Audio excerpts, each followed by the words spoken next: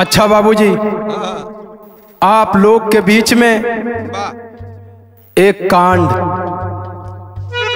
जवना कांड का शीर्षक बा किस्मत का लीला। ये बहुत दर्दनाक कांड। भूमिका से भाव मास्टर।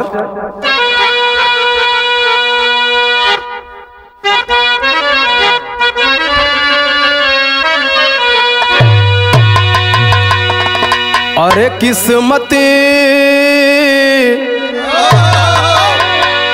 किस्मती का लेखा मिटे ना मिटाई, जतन कोई कर ले पर टारली न जाई। कभी इसी धरा के हरिश्चंद्र राजा मात किस्मती से खाए डोमे घरे बिकाई। कभी राम की बज रही यार तूती, नारी के खातिर बन बन गिड़ी गिड़ाई। कभी मीत मिलते है किस्मत से यारो,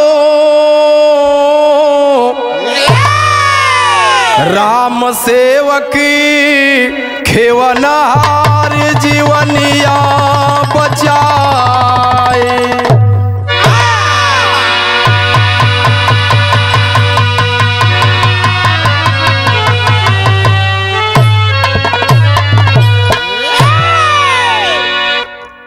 अरे बाबूजी, जिस दिन गरीबी की मार पड़ती है, मनुष्य को कुछ नहीं सूझता है। वो चारों खाना चित हो जाता है। न ही हित कामाते हैं, नहीं संगी न साथी, कोई साथ नहीं देता है। यहाँ एक लाइन कव्वाली का टुकड़ा है मास्टर।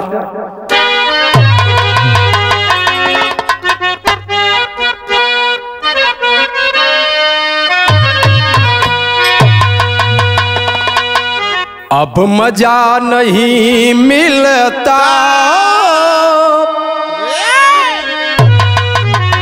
अब मजा नहीं मिलता, अरे दूर रह के जीने में। अब मजा नहीं मिलता, दूर रह के जीने में। अब मजा नहीं मिलता, दूर रह के जीने में।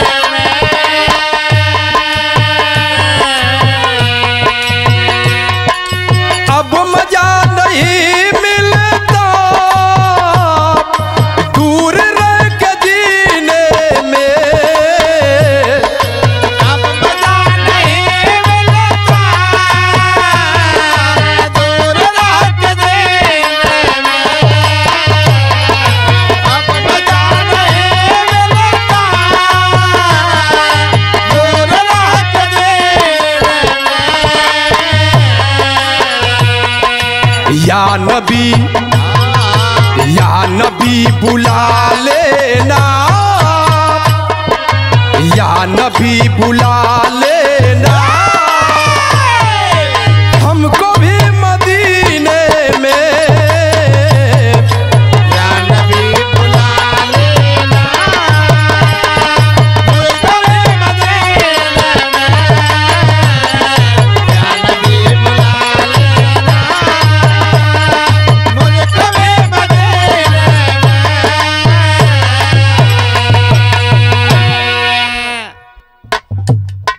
लेकिन भाव लगल कैसे?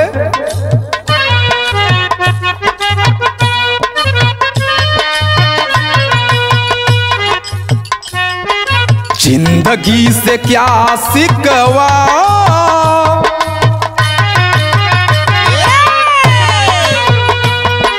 जिंदगी से क्या सिकवा, खुद से ही शिकायत है। जिंदगी से क्या सिकवा,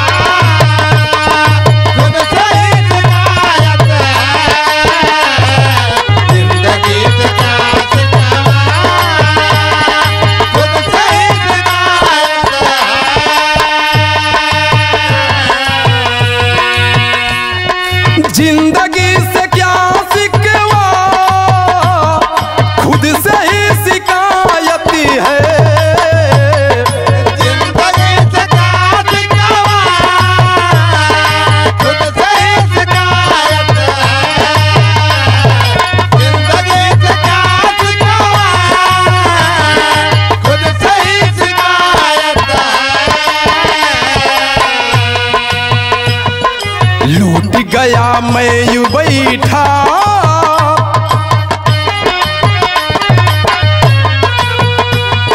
लूट गया मैं यूं बैठा, तिरिया से शिकायत है।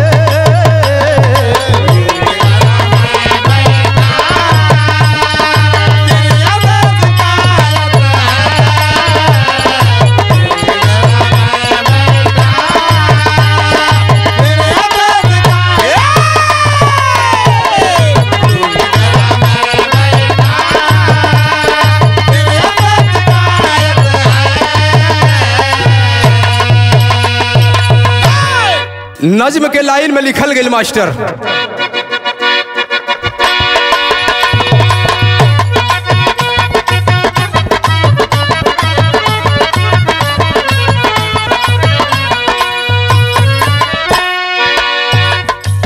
मिर्जापुर साधोगंज की कहानी है, मिर्जापुर साधोगंज की कहानी है, जिगर में जख्म हुआ नैन भरा पानी है।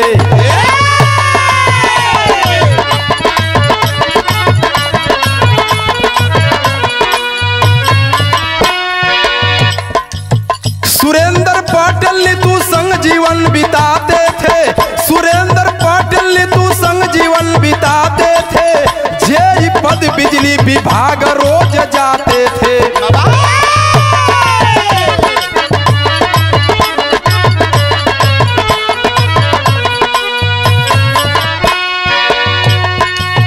गोदी में 2 संतान रामू बिटिया परिंदा हो, देते थे प्यार दोनों आंगन की चुनिंदा हो।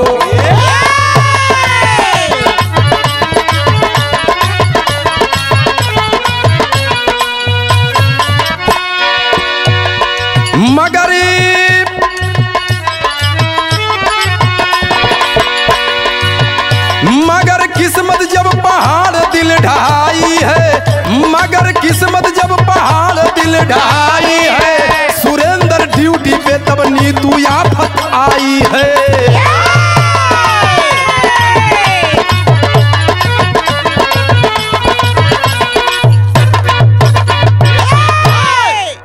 ए बाबू, मिर्जापुर साधोगंज आप लोग गैल होबा, अच्छी तरह से जानत होबा। वही सुरेंद्र पटेल और उनकर पत्नी नीतू पटेल, दोनों पति पत्नी अपने जिंदगी का गुजर बसर करत हुन। धीरे धीरे गरीबी हालत में सुरेंद्र इधर उधर मजदूरी करके आवे, अपनी औरत नीतू और अपने बचवन के भरपेट भोजन करावे। ए बाबू, सुरेंद्र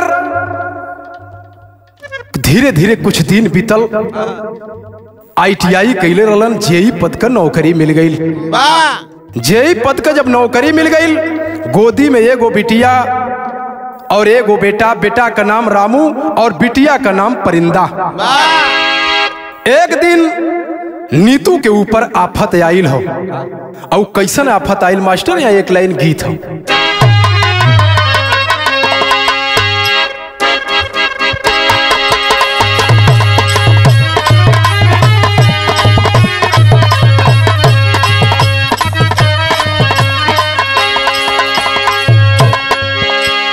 उहे गीत का लाइन हो, देह पथे पोर पोर हो,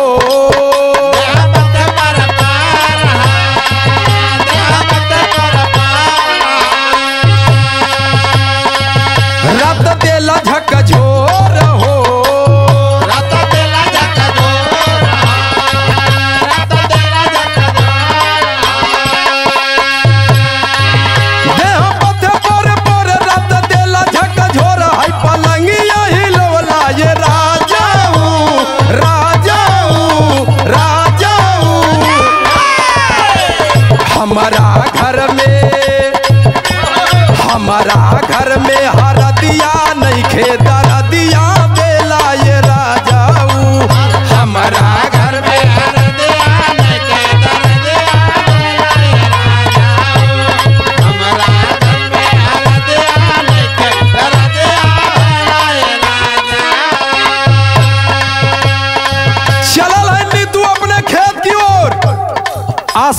बादल छौले हो, बिजली भी तड़कत हो। तब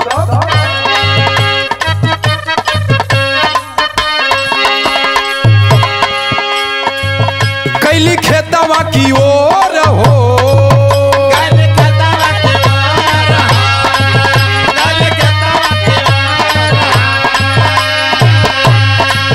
बादल चढ़ल घना घोर हो,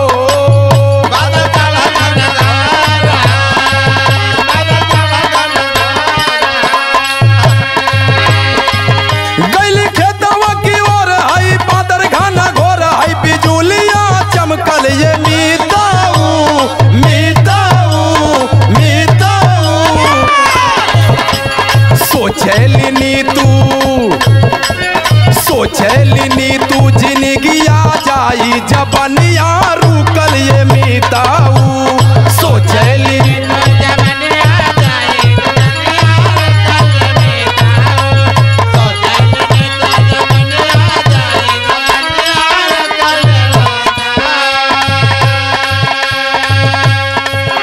खेत की ओर गई नीतू पटेल। घर पर उनकर सब परिवार बा, लेकिन सोचे थे कि चल के धनवा के खेतवा में पनिया खोल दे, बादर चढ़त हो, पानी बरसियन त हमार धनवा हो जाई। तब तक बिजली तड़कत हो। तब मास्टर होत का हो,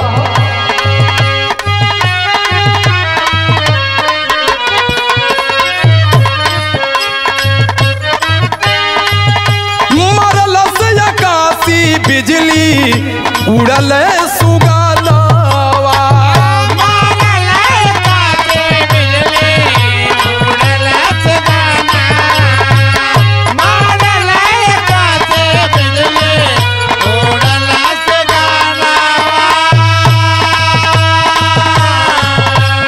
रामू परिंदा खेलती रहली भवनवा,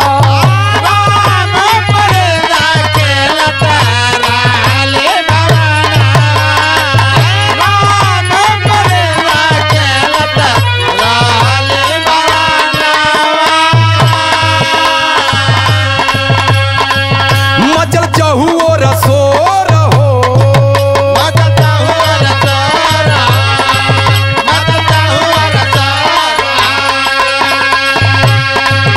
होई गईल अजोर हो,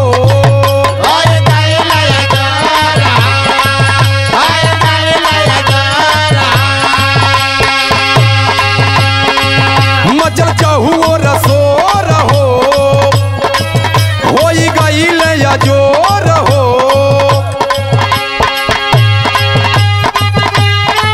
मचल चहुओ रसोर होई गईल अजोर, हई लोगवा लुगैया ये मीताऊ मीताऊ मीताऊ। सोचैली नीतू जिंदगिया जाई जबनिया रुकल ये मीताऊ। सोचैली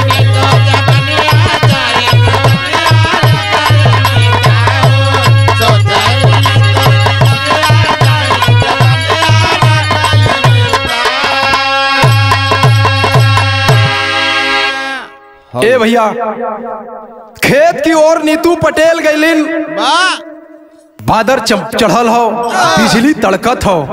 सोचत कि अगर पनिया खोल दे, पनिया बरसी तो हमरे धनवा में हो जाई। तब तक आकाश से बिजली तड़कल हो और आकर के नीतू के ही शरीर में लगल हो। गरीब औरत गिरल हो, लगभग 1 घंटा तक खबर ना मिलल। कोई आदमी बारिश के बाद जब गयल देखलस कि नीतू जटान पर गिरल है खेत में, इनके बिजली मार दिलस। घर पर उठा के लोग लेके अइलन हो भैया। चारों तरफ शोर मच गइल कि नीतू की बिजली मार दिलस, नीतू मर गइलिन, नीतू मर गइलिन। आंख सबकर नम हो, पूरा गांव जुटल हो, सब कहत हो कि बारे नीतू। यहाँ विदेशिया का लाइन हो मास्टर।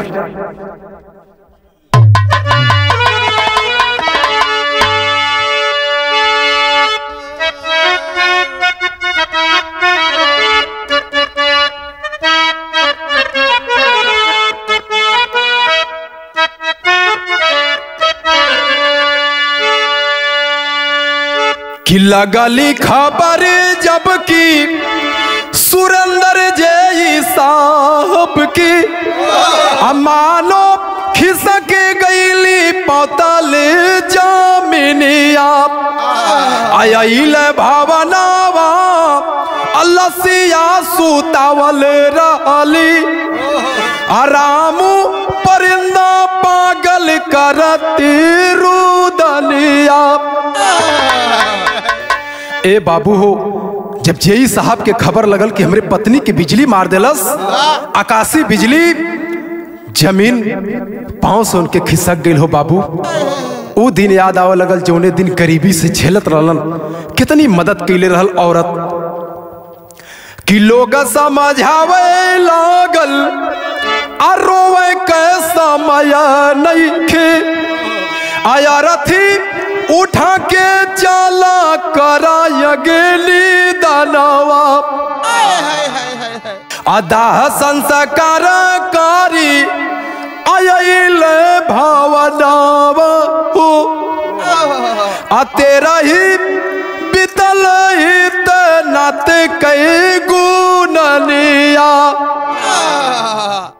आए है बाबू हो, जेई साहब अइलन, अर्थी सजावल गईल, अर्थी लेके कंधा पर उठौलन, अपने बेटवा रामू और परिंदा बिटिया रोवत हईन, जाके लगे जब खड़ा भइलन, रामू और बिटिया परिंदा भैया हो 55 बरिस 6 बरिस का उम्र रहल, दौड़ के आके सुरेंद्र पटेल के पांव पकड़ लल, कहलन बाबू बाबू मम्मी मम्मी हमार मर गई बाबू। सुरेंद्र जी साहब के आंख से तर तर तर तर आंसू चलत हो कि अपने बचवन के हम कहा बताई, कैसे इनके धीर धराई। बचवा को पांव पकड़ के रोत उनकी पापा पापा मम्मी अब हमार ना आई, पापा पापा मम्मी ना आई। तब तक गांव से एक बुजुर्ग आदमी पहुंच के बचवन के अपने गोदी में उठौलन, कहलन कि बेटा बेटा मत रो लाल, बाबूजी हैं ना, बाबूजी तो लोग हर काम करी हन, खाना पीना कपड़ा पढ़ाई दवाई सब कुछ करी है बेटा। लड़कियां रो लगल, कलस की नहीं नहीं मम्मी, हमारी मम्मी मरी नहीं है, हमारी मम्मी मरी नहीं है, मैं अपने मम्मी को देखूंगी। अर्थी से जब मुंह खोल के लड़की के दिखावल गल भैया हो, जब लड़की मुंह दिखलस, करेजा फटा लगल लड़की का, कलस की मम्मी 6 बरिस के उम्र में छोड़ के जात हो मम्मी, अब हम कौने डारी लगब मम्मी, हमार के सहारा होई मम्मी, अब हमार के सहारा होई। पापा हमारा हर दुख हर मतलब ना समझ पाइए मम्मी, एक बार बोल दे मम्मी, एक बार बोल दे, एक बार खाली परिंदा हमार नाम ले ले मम्मी। आई है बाबू हो, लोग ओ बिटिया के और बेटवा के पकड़लन है, पकड़ के कहलन कि अरे सुरेंद्र अब कंधा लगावा, लाश का अंतिम संस्कार कैल जाओ। लेके गईलन, अंतिम संस्कार कई के जेई साहब अइलन, हितनाथ संगी साथी दरवाजे पर रोज डटल हुअन, रोज जाके भेंट करत हुअन। एक दिन जब 13 बीत गई बाबू हो, 13 बीतला के 2 दिन बाद हितनाथ संगी साथी सब लोग अइलन, कहलन कि जेई साहब अभी बड़ी उम्र बाकी है तोहार, और बचवा बड़ा अबोध हुअन, इन्हन का सेवा सत्कार कैसे हुई, तू ड्यूटी चला जाइबा और बचवन का सेवा सत्कार के करी। ए लिए एक ठे शादी कैला, अगर एक ठे शादी कैले बा तो उ लड़की आई, वो औरत आई तो तोरे बचवन के खाना पीना हर व्यवस्था दे, और तू अपन नौकरी करबा, अपने घर दरवाजे पर अइबा, नो ड्यूटी पर जाइबा, तो हर काम सब बढ़िया हो जाई। बाबू हो, वही में एक बुजुर्ग आदमी अइलन है, और दोनों बचवा तुलबुल तुलबुल बैठल है जाके अपने पापा के पास। वही समय वो बुजुर्ग आदमी सुरेंद्र से कहलन कि सुरेंद्र तेरी लगल मास्टर,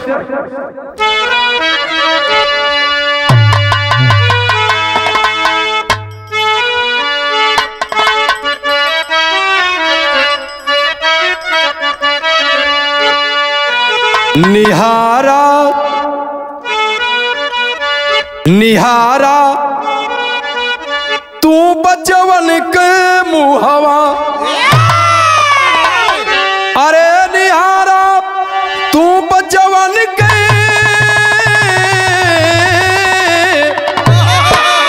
उहो निहारा तू बचवन के मुहवा, सब ही लगल मनावे शादी करा दोबारा, यारे दोबारा, यारे दोबारा। ए बाबू शादी दोबारा करे के प्रेस देता सब ही इतना संगी साथी कि जय साहब शादी करला। मेहरारू आवत हिन ए सुरेंद्र बेटवा एगो बियाह कैला तो होत का शादी के तैयार हो गिलन, लेकिन यहाँ छंद लगल मास्टर।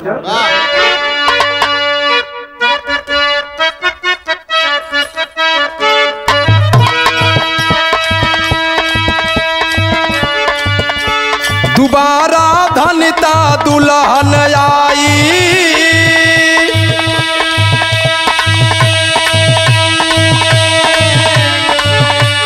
जेई पवली सुघर भता,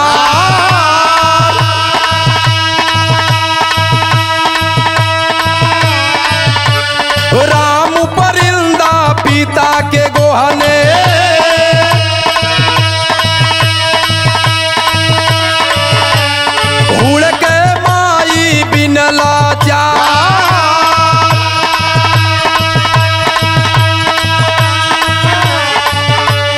ड्यूटी पर जब जाए सुरेंदरी,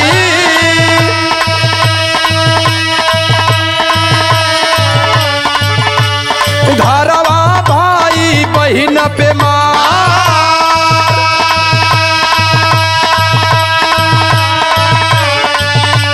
कामन करते ये को तुमी, कामन करते ये को तुमी, मारे जरते चैलायंगा, मारे जरते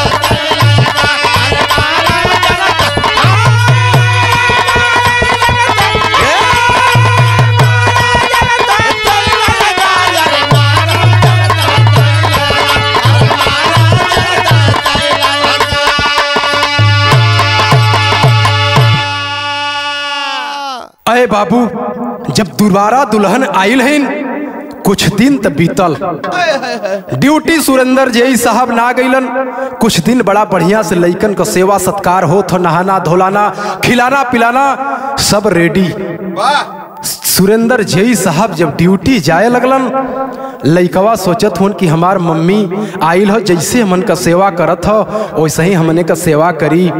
बाबू हो सुरेंद्र पटेल के जय साहब के 3 दिन ड्यूटी गईला के बाद वो मैभा मतारी अत्याचार दिखावे लगल हो भैया। नहीं समय से भोजन नहीं से समय से बचवन के पानी दाना मिलत हो, एकदम बचौआ को रोवत हो, टूट गईलन। अपने मरल मतारी के याद करें, सब कहे बारे मम्मी रहत रहलू मम्मी तो हमन के भोजन पानी समय से मिलत रहल, हमन के लगे सोवत रहलू मम्मी। आज ई मतारी अपने दूसरे घर में सोवत हो, हमन के दूसरे घर में सोआवत हो, कभी भोजन देत कभी ना देत हो, हमन के मार दोनों टाइम पड़त हो। यह बतिया दोनों सोचत हुन, यह बतिया दोनों सोचत हुन। शाम के बचौआ गयल, रामू कलश की माई भूख लगल माई एक रोटी दे दे माई। तब तक बाबू हो वही चूल्हे में इतना बड़ा जरत अंगार ले करके वो औरत दौड़ी है, लड़का भाग रहा है लेकिन चौखट पर पैर फंसा है, बचौआ गिर गल, दांत जौन है ओठ में धस गल, बचवा का मुंह फूट गल। लेकिन बारे औरत बच्चे को लगी मारने, बच्चवा चिल्लात माई खाना मत द माई, लेकिन मत मारा माई, अब छोड़ द माई। तब तक बहनिया दौड़ल आइल अपने बचौआ के धैलस कलस के भैया का कहला मम्मी के कि मम्मी मारत है, लगल रोआ कलस की दीदी माई से बस एक रोटी मंगली दीदी, बस एक रोटी मंगली कि माई एक ठे हमें रोटी दे दे, भूख लगल हो। ए बाबू हो बहनिया एक ठे आम का पेड़ बा, वही आम के पेड़ के पास जाके लइका के लेके दोनों सुसुक सुसुक के रोहत हुअन। लड़कवा कलश की दीदी चल फलाना चाचा के घरे से हमने रोटी मांग के खा लिया जा, अब ऐसे कभू ना मांगल जाई, एकरे पास हमने कभू ना जायल जाई। लड़कियां करे भैया कब तक दूसरे के घरे हमने खायल जाई, ऐसे तो अच्छा कि हम लोग भीख मांग लेवल जाई। लड़कियां कलेस की चल काहे ना हमने घरे से निकल जायल जा। जब घरे से निकले का कोशिश कैलन तो यहाँ मास्टर जब घरे से चला लगलन सब तो सोरठी लगल। कैसे?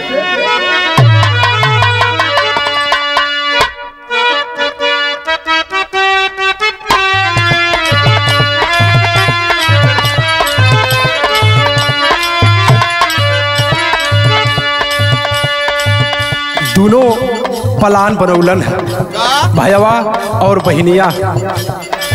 भैया बहनिया तजल न भावा दावा अरे आप न भावा दावा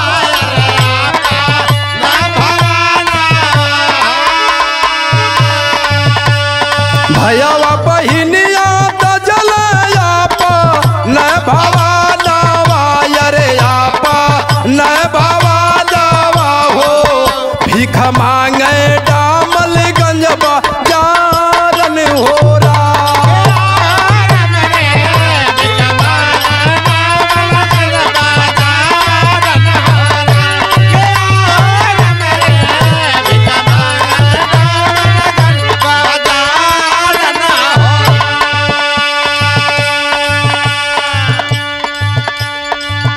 दोनों निकल दहलन घरे से, भीख डामलगंज बाजारी में मांगत हूं। तब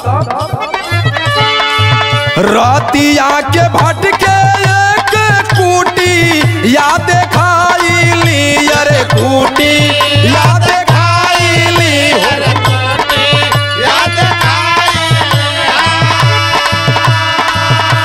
रातिया के भटके एक कूटी याद खाईली अरे कूटी याद खाईली हो। रतिया में राहू सपारन हो रहा।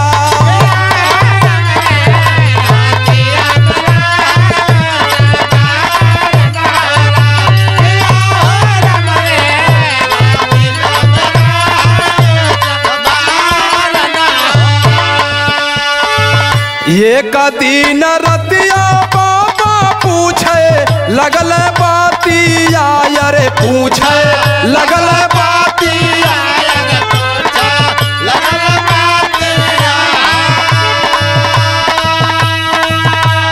विपदा बतावे आंसूगारन हो रहा।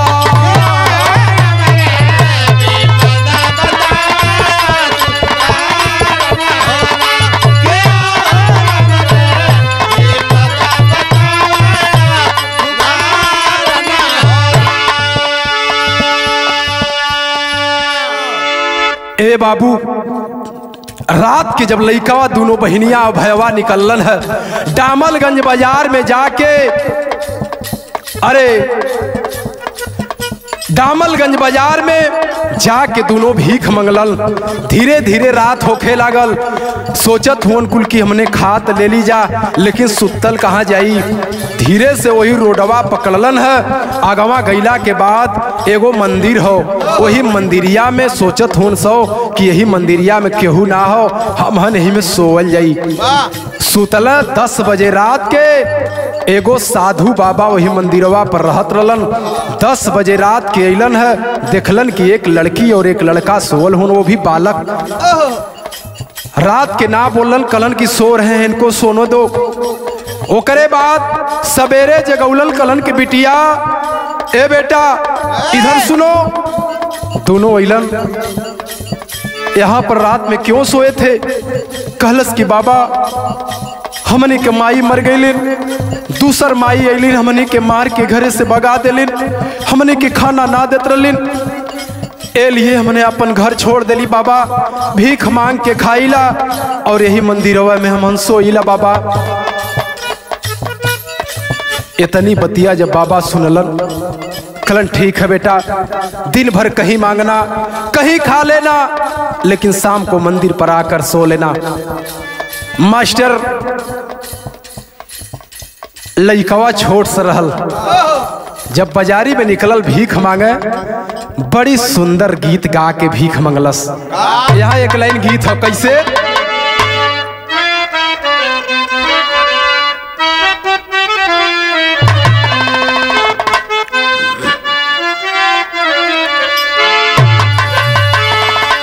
अरे कहे के तसब के पर कहे के तसब के आपन कहावे वाला के बा।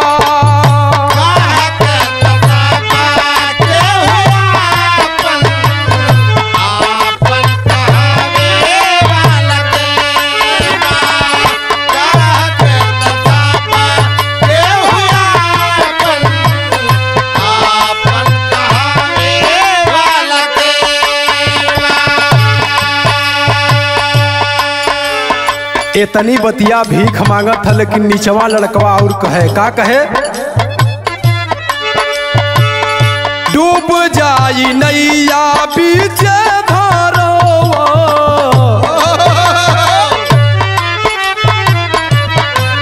ए बाबू 2 रुपया दे दा बाबू, 1 रुपया दे दा बाबू, भूख लगल बाबू, 1 रुपया दे दा।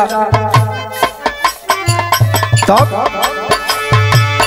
डूब जाई नैया बीच धारवा, परवा लगावे वाला के बा।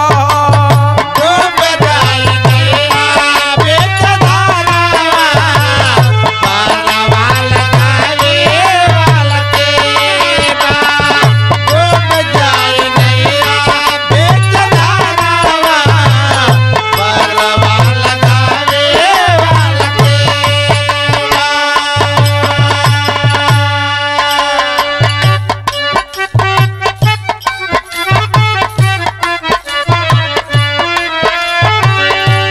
उजाड़ल सुमाना वाला चारवा, उजाड़ल सुमाना वाला चारवा, परवा लगावे वाला के बा। उजड़ल समाना वाला चारवा, परवा लगावे वाला के बा।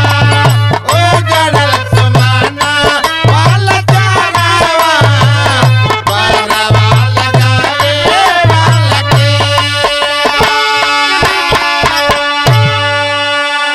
आए है बाबू, भीख दोनों भाई बहन मांगत हुअन, कोई 2 रुपया कोई 1 रुपया देत हो। बचवा अपने के जाके भोजन तलाश करें और खाना खा के फिर वही मंदिर में जाके सूते। तब मास्टर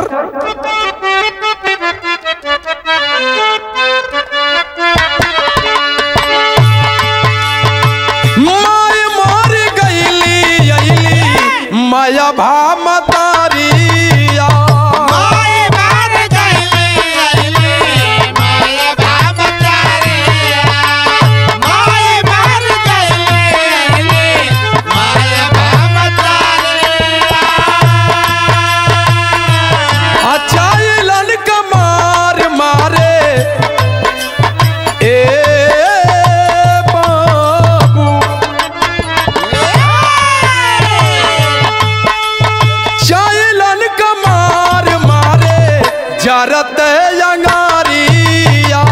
चाइलन का मार मारे जरत अंगारिया। चाइलन का मार मारे जरत अंगारिया।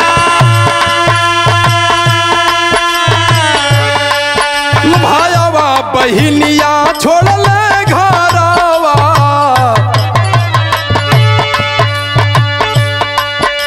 भायावा बहिनिया छोड़ल घरवा, परवा लगावे वाला के बा।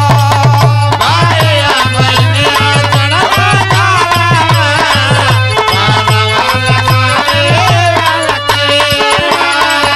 भाया बहिनिया चढ़वा गावा, परवा लगावे वाला के बा। केहू पूछे ए बेटा काहे भीख मांगत हुआ, काहे का बात बा, बड़ी अबोध अभी जिंदगी हो। लइकवा और लइकिया दोनों कहें कि ए बाबूजी हमार दूसर मतारी अली, हमने के घर से मार के भगा देलिन, हमने के खाना ना देत रहलिन। लोग पूछे बच्ची तोहार मम्मी मर गई तो दूसर आइल, कहा हाँ वो है मम्मी हमन के मार के भगावत हो। कह बेटा तोहार पापा ना हुअन, कलश की पापा हमार हुअन, हमरे पापा का नाम है सुरेंद्र पटेल, जेई पद का नौकरी करलन। लेकिन मम्मी का शिकायत जब पापा से करीला तब मम्मी हमन के डांटले कि अगर उनसे कुछ कहला सवन तो तुहन के रात के मार दे। बाबू हमने पापा से डर के मारे कोनो बात हमने ना कही, लेकिन हमन के खाना और पीना ना देत रहलिन, यही लिए मारत पड़त रहल, रोज मारत रोज रहलिन, यही लिए हमने घर छोड़ देली। बाबा के दरबार में फिर अलिन, भीख मांग के दोनों भाई बहन अलन कुटिया पर, भोजन भर पेट कैले, उन पैसा भी कुछ बचल हो जेबा में 150। बाबा के दरबार में जब अलन तब बाबा अपने लिट्टी और चोखा भूज के खात रहलन। सोचलन कि आय हाय रे लाल, आजा बेटा आजा, कब से हम इंतजार करत रहे कि तुम लोग थोड़ा सा खाला। बारे बाबा लड़कवा लड़किया कलन की बाबा हमने भीख मांग के खैली है, बाबा हमने भीख मांग के खैली है, आप लोग खाला बाबा, आप खाला। हमने के बाबा 50 रुपया पैसा बचल बाबा, हमने कलियों खा लो जी बाबा, आप खाला बाबा। लेकिन बाबा एक बात कलन, यहाँ गीत लग गई मास्टर।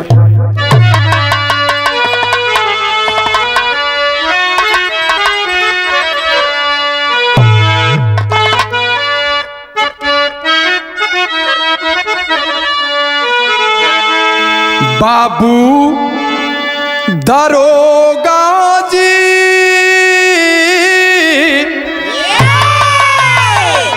बाबू दरोगा जी, अरे कवन गुनहिया बनला बियावा मोरे, बाबू दरोगा जी।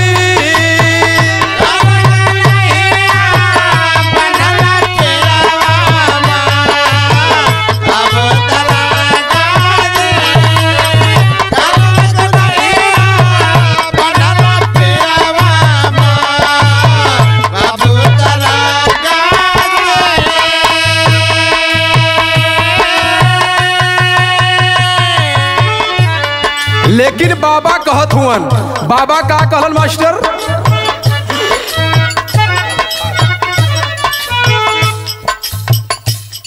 कि अरे मोरी बिटिया हो,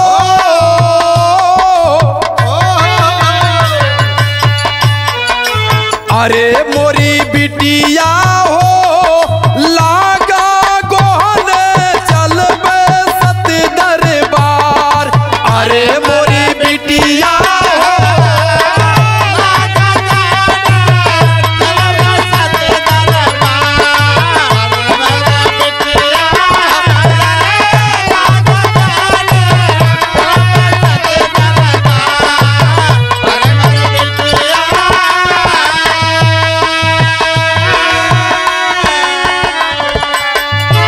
ए बेटा और ए बिटिया चला हमरे संगे सत दरबार सतगुरु के यहाँ चलल जाओ, इजे रहल जाई। तब सकते से गढ़े में सदानंद स्वामी सती के बहे बयारिया हो,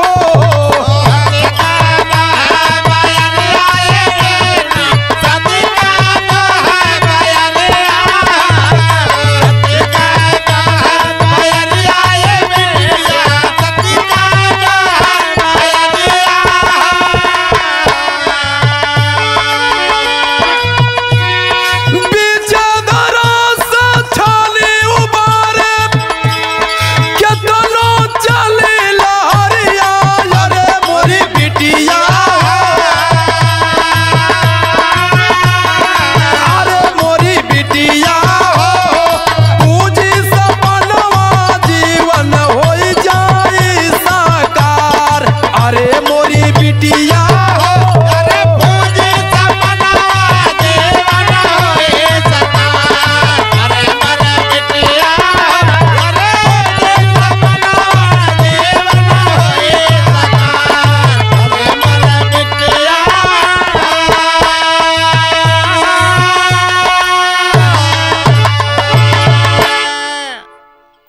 बाबू, महाराज जी लेके सक्तेशगढ़ की ओर चलन कलन चला सदगुरु स्वामी महाराज के दरबार में। बचवा सोचलन कि कहीं न कहीं ठेकान तो हमनी के चाहबे करी। दोनों तुलबुल तुलबुल बाबा के पीछे पीछे चल देहलन कि चला बाबा हुवन हमन के एक सहारा, बाप की तरह भूमिका निभावत हुवन बाबा। वहां जब गईलन बाबा लेके सदानंद स्वामी जी के यहाँ, तो यहाँ मास्टर पहपट लगा था।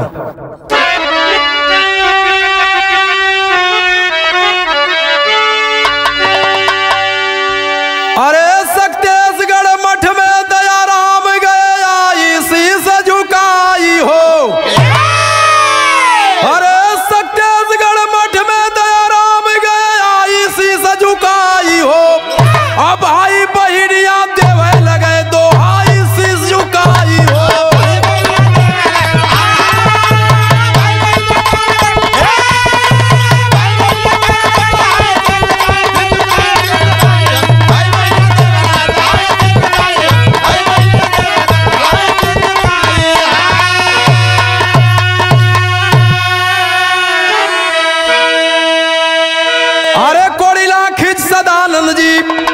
रामू को बैठाई हो, रसायन विद्या जाप करे दिहल तुरंत चलाई हो। अरे है भैया, रामू के खूब गोल का कोड़िला खींच के रामू को बीचवा में बैठा के रसायन विद्या का जाप करे लगलन सदानंद स्वामी जी। आ तुरंत जब जाप करे लगलन तब चमक चपला बरस मेघधाधाई शीश झुकाई हो। जोगी भेष में श्री हरि गया शीश झुकाई हो।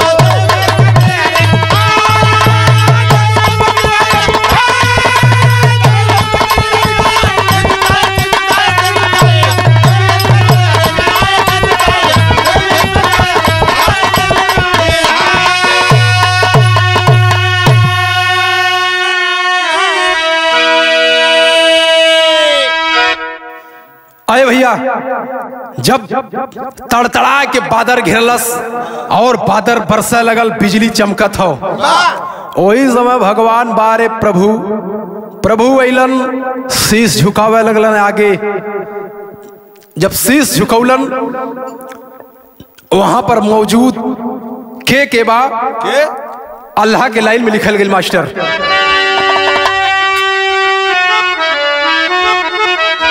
अरे मठाध्यक्ष समदर्शी शंभु संतवा हो बाबू।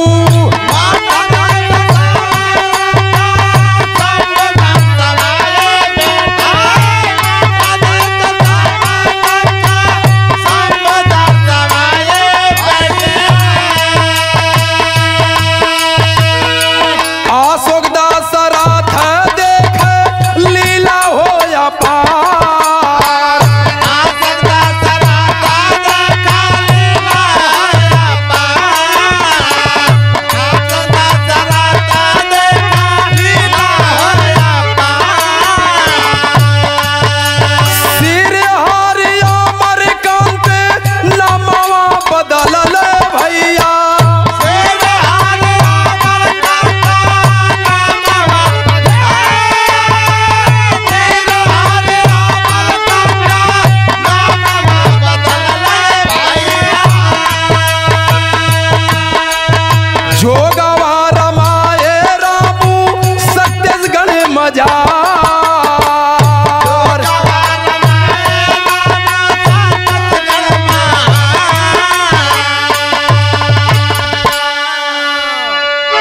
ए बाबू ले गईलन, वहां पर मठाध्यक्ष सब लोग, अशोक महाराज, शंभू महाराज, हंसराज महाराज, सब लोग लइका का नाम बदल दिहलन।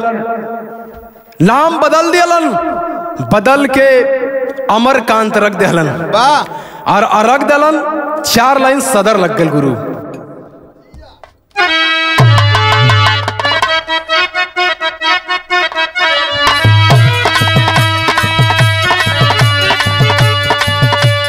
भिक्षाटन कर गईल साधोगंज बाजरिया।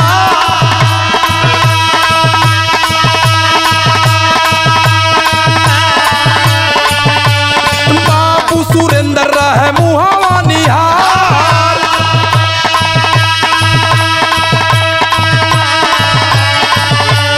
देदा कुछ दान बाबा कहे तौने छानिया।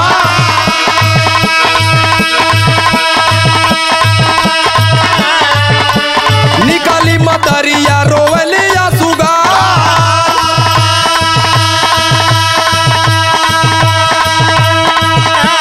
दिहला मर फल माई के अचरिया।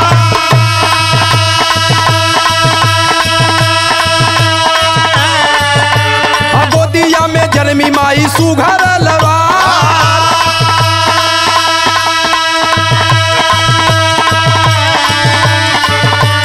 गोदिया में जन्मी माई सुघर कुमार।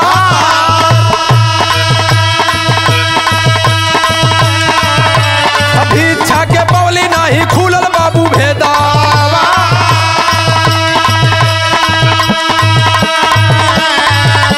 नव माह बाद भैली गोदी गुलजार।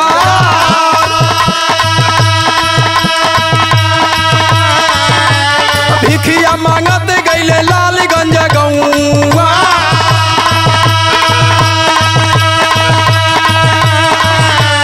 देखल बहिनिया रोवेले आंसुगा।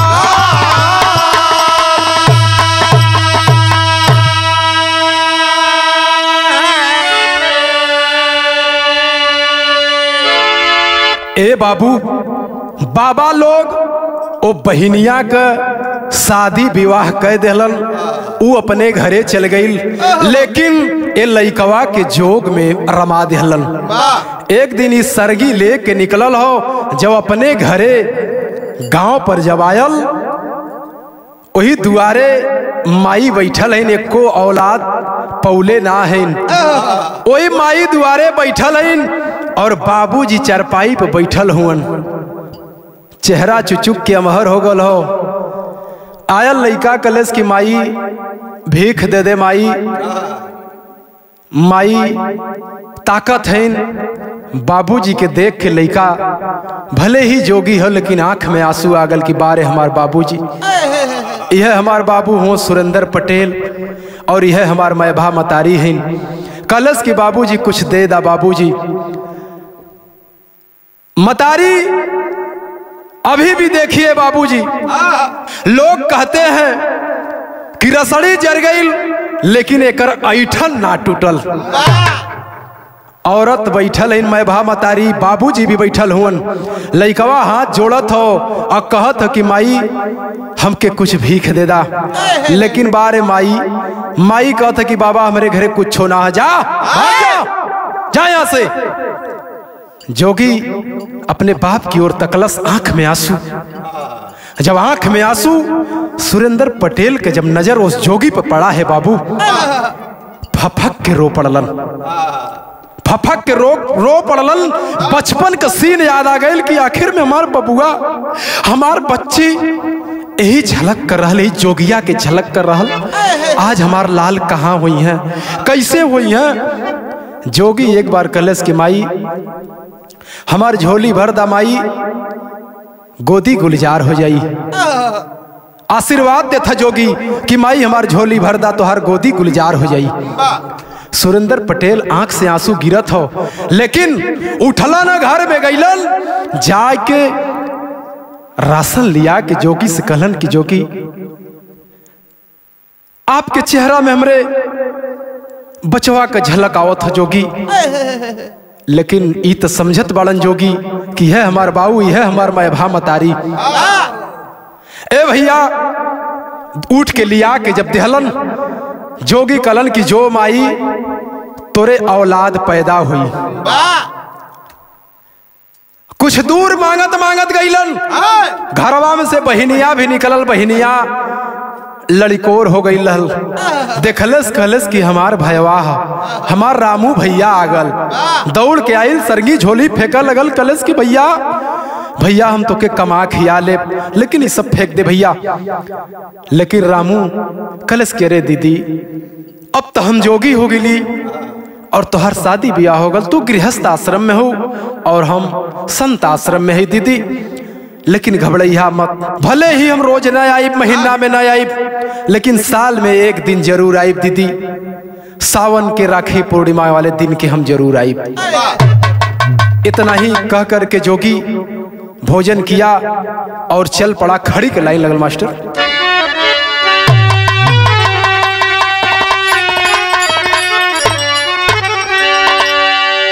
अरे मांगे भी खजोगिया अब निहारे पागली,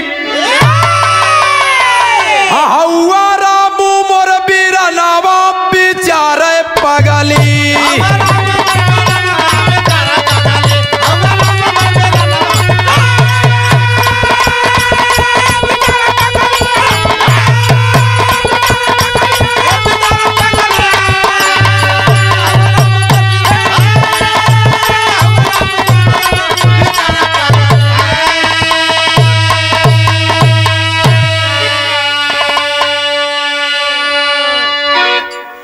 ए दीदी अब हम चलत हैं, तब हमारो तलाक गईली असद गुरुजी से डोरिया, आ माया मिथ्या होले बहिनी चुमैल प्यारिया।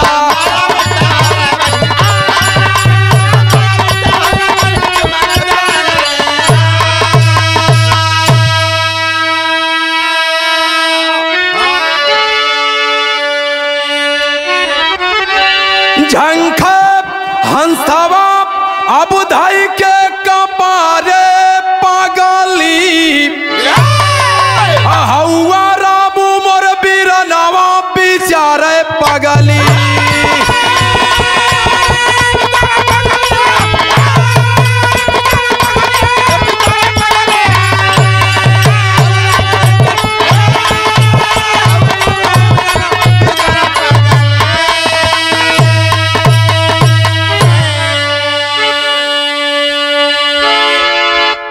बहनिया कलश की भैया हमारा भाई हुआ। जोगी कलश की हाँ बहन जरूर तोहरा भाई है, लेकिन आई साल में एक बार जरूर आई। बिरहा हुआ इंड भइल।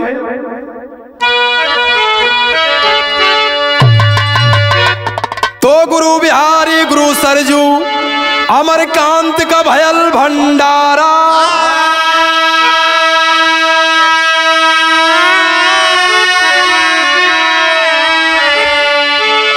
आराम से वह कवि हंसराज यही से तारम तारा।